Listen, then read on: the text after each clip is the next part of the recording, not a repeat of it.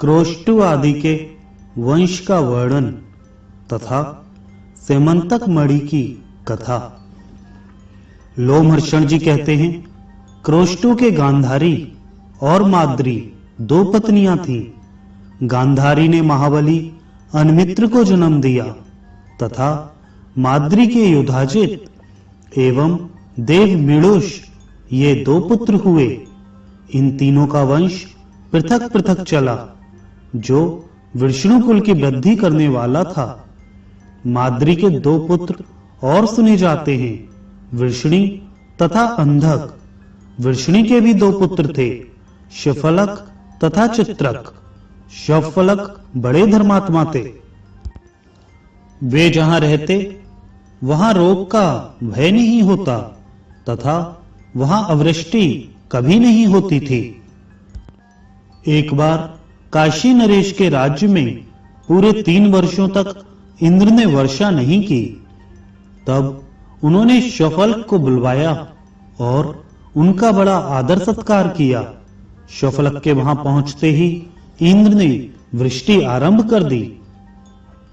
काशीराज के एक कन्या थी जिसका नाम गांधिनी रखा गया था। वह प्रतिदिन ब्राह्मण को एक गौ दान किया करती थी, इसीलिए उसका ऐसा नाम पड़ा था।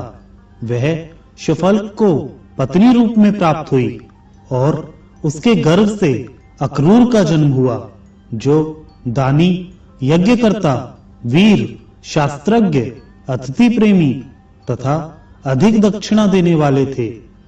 इनके अतिरिक्त उपमधु, मद्रु, मेदुर, अर्मेजय, अविक्षित, आक्षेप, शत्रुघ्न, अरिमर्दन, धर्मध्रक, यतिधर्मा, धर्मोक्षा, अंधकरु, आवाह तथा प्रतिभा नामक पुत्र एवं वरंगना नाम की सुंदरी कन्या हुई।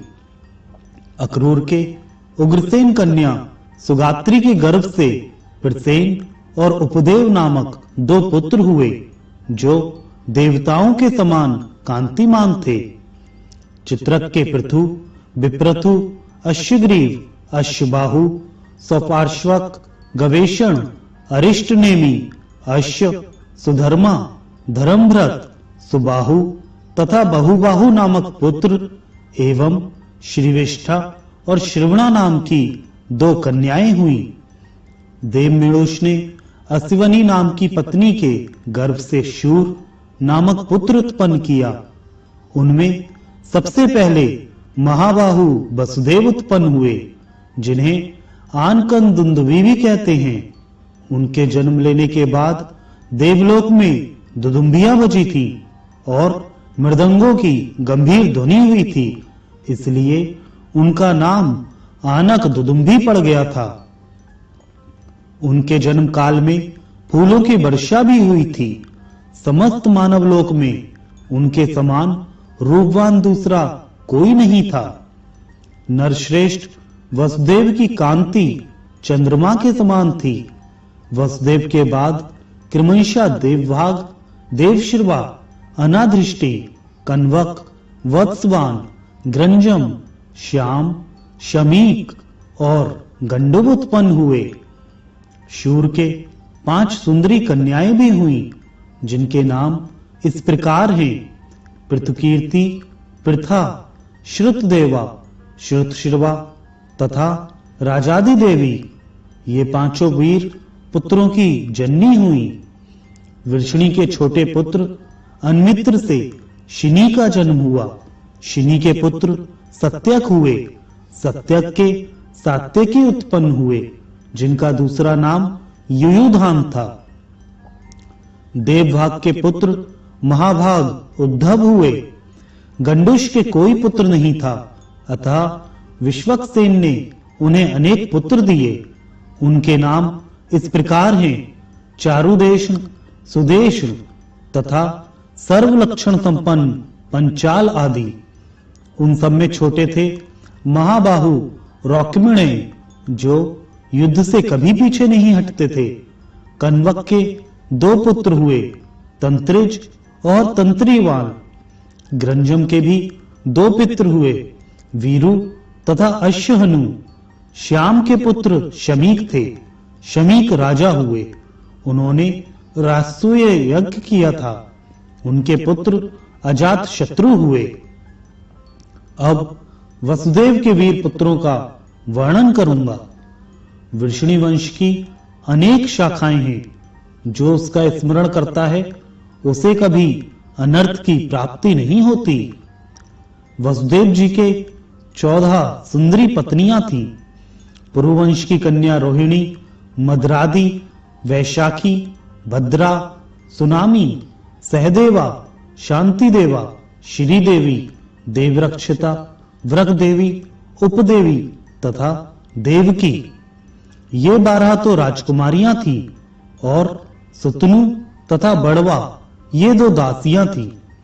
ज्येष्ठ पत्नी रोहिणी ने, जो वैलिक की पुत्री थी, वसुदेव जी से ज्येष्ठ पुत्र के रूप में बलराम जी को प्राप्त किया। तत्पश्चात उनके गर्भ से शरण्य, शठ, दुर्दम, दमन, शुभ, पिंडारक और उशीनर नामक पुत्र तथा चित्रा नाम की कन्या हुई।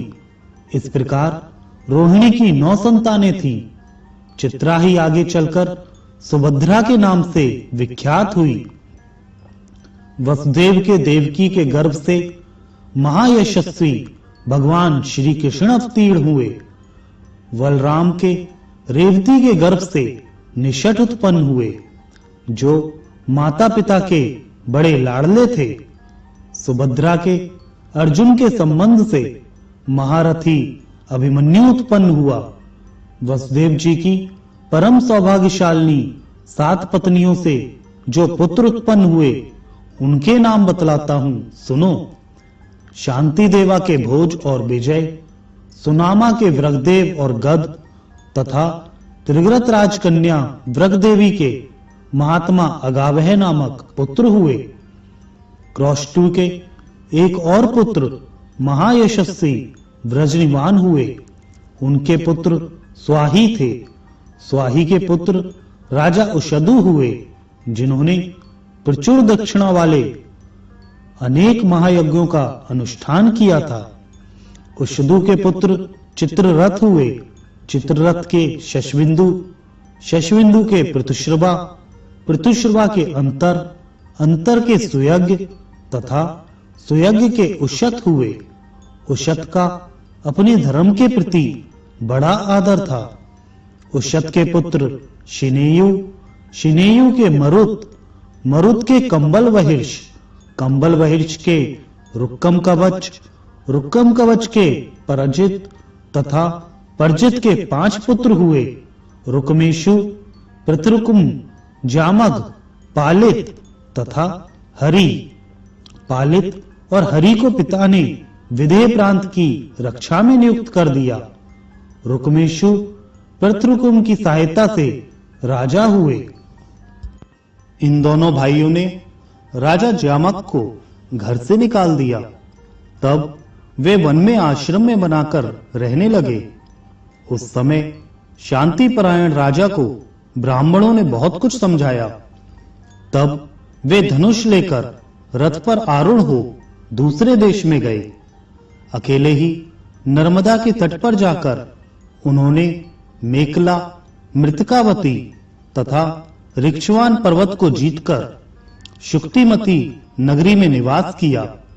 जामक की पत्नी शैव्या थी, जो पतिव्रता होने के साथ ही बड़ी प्रबल थी।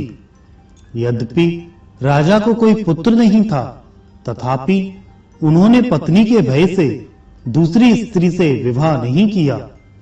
एक बार किसी युद्ध में विजयी होने पर उन्हें एक कन्या मिली। उसे रथ पर बैठी देख स्त्री ने पूछा, यह कौन है?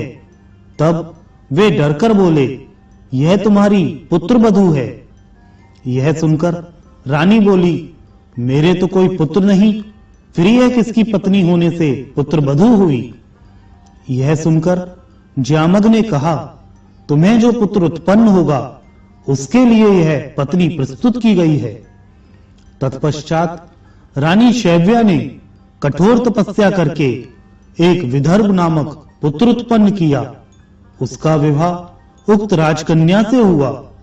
उसके गर्भ से कृत और कौशिक नामक पुत्र उत्पन्न हुए।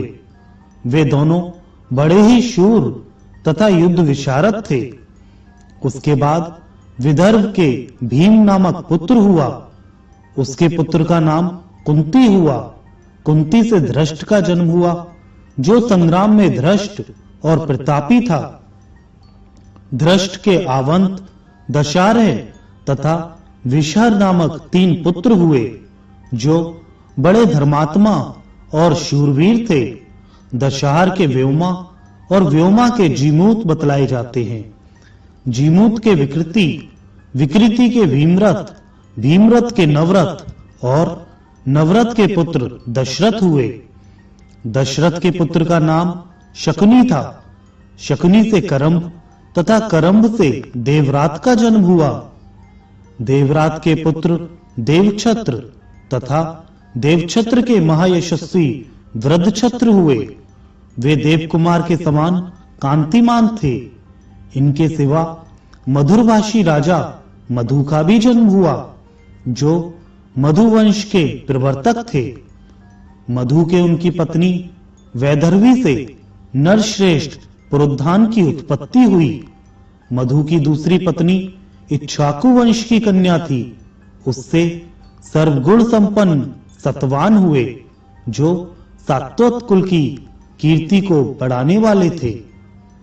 सतवान से सत्वगुण संपन्ना कौसल्या ने भजमान, देवाव्रत, अंधक तथा वृषणी नामक पुत्र उत्पन्न किए। इनके 4 कुल यहाँ विस्तार पूर्वक बतलाए गए हैं। भजमान के 2 स्त्रियां थीं। एक का नाम बायक सृजई और दूसरी का उपबायक सृंजरी था। उन दोनों के गर्भ से बहुत से पुत्र हुए। कृमि, कृमण, धृष्ट, शूर तथा पुरंजय। ये भजमान के बायक सृंजय से उत्पन्न हुए पुत्र थे। अयुताजित, सहस्त्राजित, शताजित और दासक ये भजमान द्वारा उपबायक सृंजरी के गर्भ से उत्पन्न हुए पुत्र थे। राजा देवाव्रत यज्ञपरायण रहते थे। उन्होंने सर्वगुण संपन्न पुत्र होने के उद्देश्य से भारी तपस्या की। तपस्या में संलग्न होकर वे पर्णाशा के जल का आचमन करते थे। सदा ऐसा ही करने के कारण उस नदी ने उनका प्रिय करना चाहा। कल्याणमय नरेश, देवाव्रत के अभिष्ट की सिद्धि कैसे हो, इस चिंता में देर तक पड़ी रहने पर भी पर्णाशा सहसा किसी निश्चय पर ना पहुंच सकी। उसे ऐसी कोई स्त्री नहीं मिली जिसके गर्भ से वैसा सुयोग्य पुत्र उत्पन्न हो सके। तब उसने यह निश्चय किया कि मैं स्वयं ही चलकर इनकी सहधर्मिणी बनूंगी।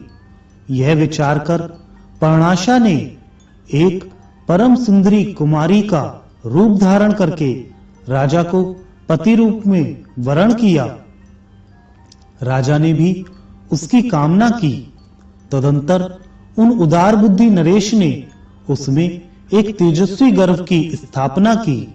तत्पश्चात 10वें महीने में पर्णाशा ने देवाव्रत के सर्व संपूर्ण पुत्र बभ्रू को जन्म दिया।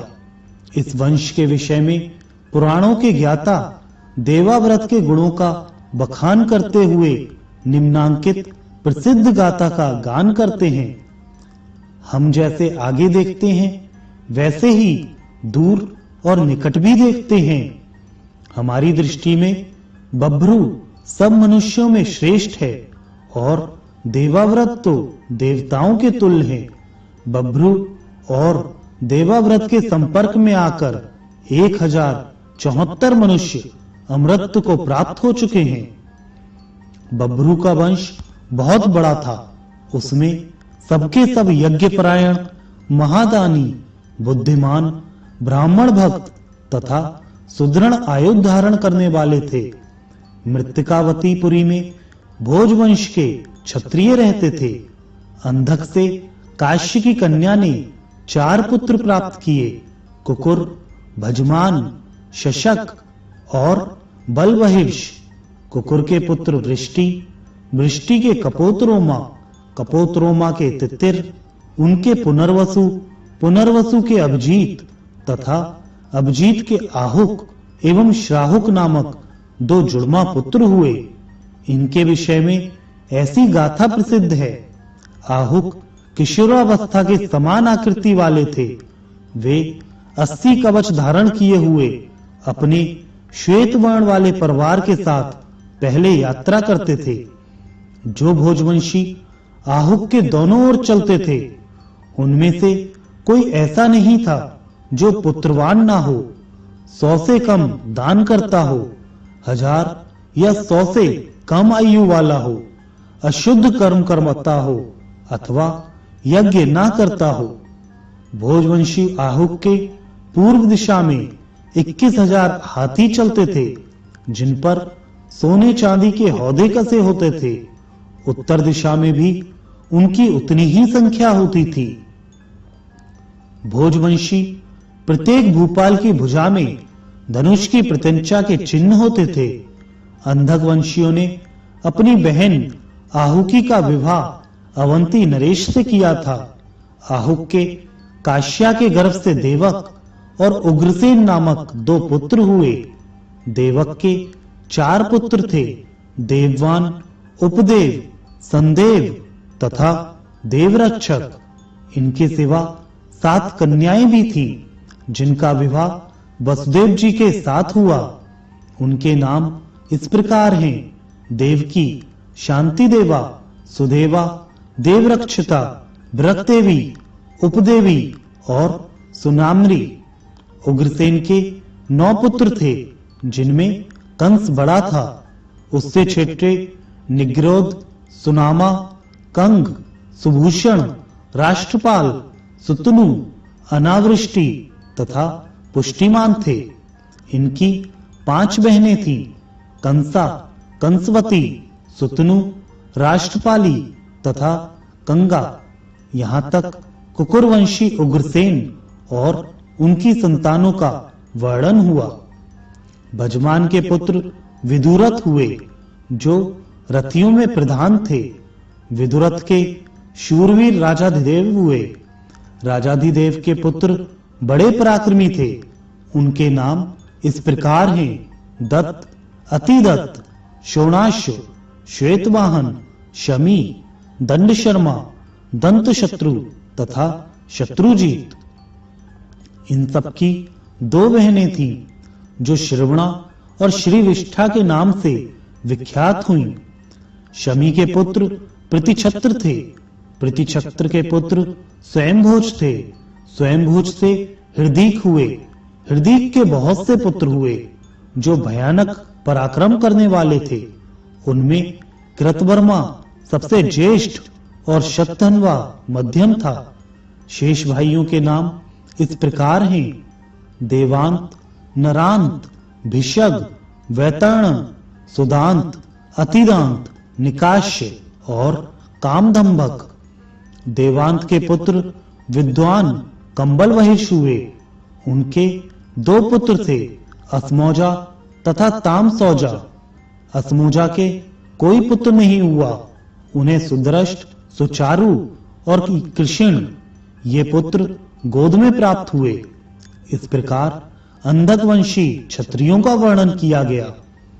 ऊपर कहे आए हैं कि क्रौष्टु के 2 पत्नियां थीं, गांधारी और माद्री। गांधारी ने महाबली अनमित्र को जन्म दिया और माद्री ने युधाजित को। अनमित्र के निघ्न हुए। निघ्न के 2 पुत्र थे, प्रसेन और सत्राजित। ये दोनों ही शत्रु सेना को परास्त करने वाले थे। भगवान सूर्य सत्राजित के प्राणोपम सखा थे। एक दिन रात्रि बीतने पर रथियों में श्रेष्ठ सत्राजित रथ पर आरूढ़ हो स्नान एवं सूर्योपस्थान करने के लिए जल के किनारे गए।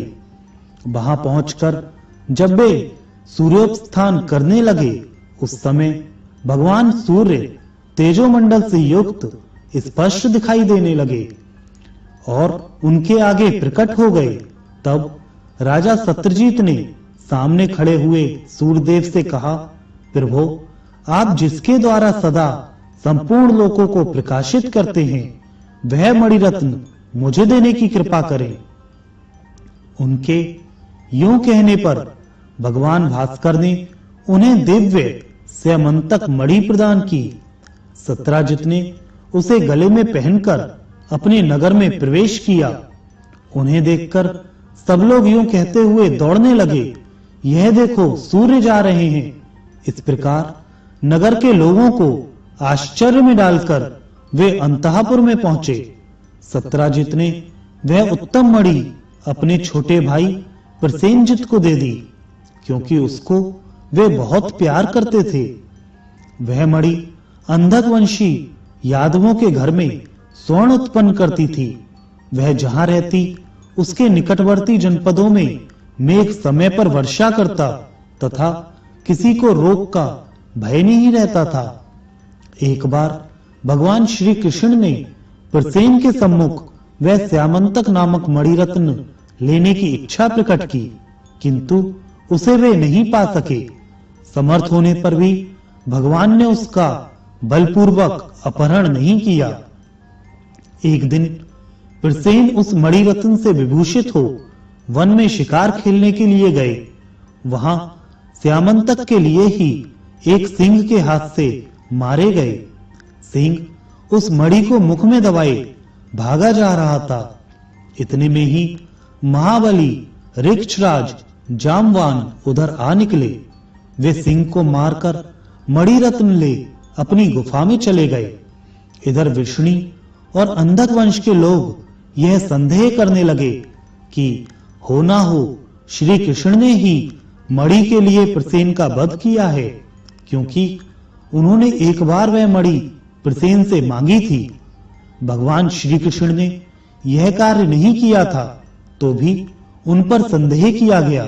अतः अपने कलंक का मार्जन करने के लिए वे मणि को ढूंढ लाने की प्रतिज्ञा करके वन में गए।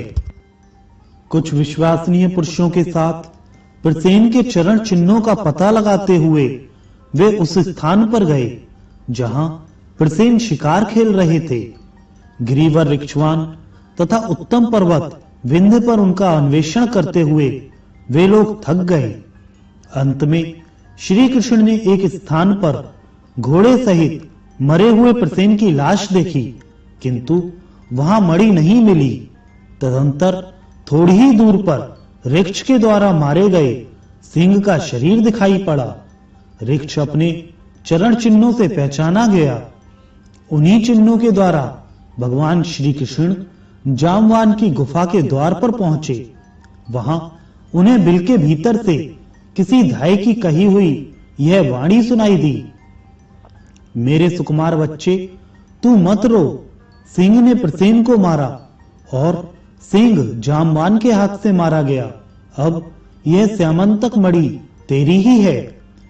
यह आवाज सुनकर भगवान श्री कृष्ण ने उस गुफा के द्वार पर बलराम जी के साथ अन्य यादवों को बिठा दिया और स्वयं उन्होंने गुफा के भीतर प्रवेश किया। बिल के भीतर जामवान दिखाई दिए। भगवान वासुदेव ने लगातार 21 दिनों तक उनके साथ बाहु युद्ध किया। इसी बीच में बलदेव आदि यादव द्वारका लौट गए और सबको श्री कृष्ण के मारे जाने की सूचना दे दी। इधर भगवान वासुदेव ने महाबली जामवान को परास्त करके उनकी कन्या जामवती को उन्हीं के अनुरोध से ग्रहण किया। साथ ही अपनी सफाई देने के लिए वह श्यामंतक मणि भी ले ली।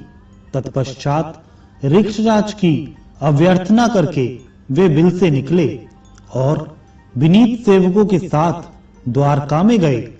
वहां सब यादवों से भरी हुई सभा में श्री कृष्ण ने वह मणि सत्राजित को दे दी। इस प्रकार मिथ्या कलंक लगने पर भगवान श्री कृष्ण ने श्यामंतक मणि को ढूंढ निकाला और अपने ऊपर आए हुए कलंक का मार्जन किया। सत्राजित के 10 पत्नियां थी। उनके गर्भ से उन्हें 100 पुत्र प्राप्त हुए, जिनमें 3 अधिक प्रसिद्ध थे, भंकार, वातपति और वसुमेध। सत्राजित के 3 कन्याएं भी थीं, जो सब दिशाओं में विख्यात थी, सत्यभामा, वृतनी तथा वृषापिनी। इनमें सत्यभामा सबसे उत्तम थी। उसका विवाह पिता ने श्री कृष्ण के साथ कर दिया। जो भगवान श्री कृष्ण के इस मिथ्या कलंक का श्रवण करता है, उसे मिथ्या कलंक कभी स्पर्श नहीं करते। श्री कृष्ण ने सत्राजित को जो श्यामंतक मणि दी थी, उसका अक्रूर ने भोजवंशी शतधन्वा के द्वारा अपहरण करा दिया। महाबली शतधन्वा सत्राजित को मारकर वह मणि ले आया तथा अक्रूर को दे दी। अक्रूर ने उस उत्तम रत्न को लेते हुए शतधन्वा से प्रतिज्ञा करा ली कि मेरा नाम न बताना। पिता के मारे जाने पर मनस्विनी सत्यभामा दुख से आतुर हो उठी और रथ पर आरूढ़ हो वर्णावत नगर में गई। वहां अपने स्वामी श्री कृष्ण को शतधन्वा की सारी करतूतें बतलाकर उनके पास खड़ी हो आंसू बहाने लगी। तब भगवान श्री कृष्ण तुरंत ही द्वारका आ पहुंचे और अपने बड़े भाई बलराम जी से बोले, प्रभु, प्रसेन को तो सिंह ने मार डाला और सत्राजित को शतधन्वा ने। अब स्यमंतक मणि मेरे अधिकार में आने वाली है। अब मैं ही उसका उत्तराधिकारी हूं। इसलिए शीघ्र ही रथ पर बैठिए और महारथी शतधन्वा को मारकर मणि छीन लीजिए। महाबाहो, अब स्यमंतक हम लोगों का ही होगा। तदंतर शतधन्वा और श्री कृष्ण में घोर युद्ध हुआ। शतधन्वा सब ओर अक्रूर के आने की बाट देखने लगा। वह और भगवान श्री कृष्ण दोनों ही एक दूसरे पर कुपित हो रहे थे। जब अक्रूर ने साथ नहीं दिया, तब शतधन्वा ने भयभीत हो भाग जाने का विचार किया। उसके पास हृदया नाम की एक घोड़ी थी, जो 100 योजन चलती थी। वह उसी पर आरूढ़ हो श्री कृष्ण से युद्ध कर रहा था। 100 योजन का मार्ग वेग से तय करने के कारण वह घोड़ी थककर शिथिल हो गई। यह देख भगवान श्री कृष्ण ने बलराम जी से कहा, महाबाहो, आप यहीं खड़े रहें। मैंने उस घोड़ी की कमजोरी देख ली है। अब तो मैं पैदल ही जाकर मणि रत्न स्यमंतक को छीन लाऊंगा। यह कहकर भगवान पैदल ही शतधन्वा के पास गए और मिथिला के समीप उन्होंने उसका वध कर डाला, परंतु उसके पास स्यमंतक नहीं दिखाई दिया। महाबली शतधन्वा को मारकर जब श्री कृष्ण लौटे, तब बलराम जी ने कहा, मणि मुझको दे दो। भगवान श्री कृष्ण ने उत्तर दिया, मणि नहीं मिली। कुछ दिन के बाद नरश्रेष्ठ अक्रूर अंधकवंशी वीरों के साथ द्वारका में लौट आए। भगवान श्री कृष्ण ने योग के द्वारा यह जान लिया कि मणि वास्तव में अक्रूर के ही पास है। तब उन्होंने सभा में बैठकर अक्रूर से कहा, आर्य, मणि श्रेष्ठ स्यमंतक आपके हाथ लग गया है, उसे मुझे दे दीजिए। उसकी प्रतीक्षा में बहुत समय व्यतीत हो चुका है। संपूर्ण यादवों की सभा में श्री कृष्ण के यूं कहने पर महामती अक्रूर जी ने बिना किसी कष्ट के वह मणि दे दी। सरलता से उसकी प्राप्ति हो जाने पर भगवान श्री कृष्ण बहुत प्रसन्न हुए और उन्होंने वह मणि फिर अक्रूर को ही लौटा दी। भगवान श्री कृष्ण के हाथ से प्राप्त हुए मणि रत्न स्यमंतक को गले में पहनकर अक्रूर सूर्य की भांति प्रकाशित होने लगे।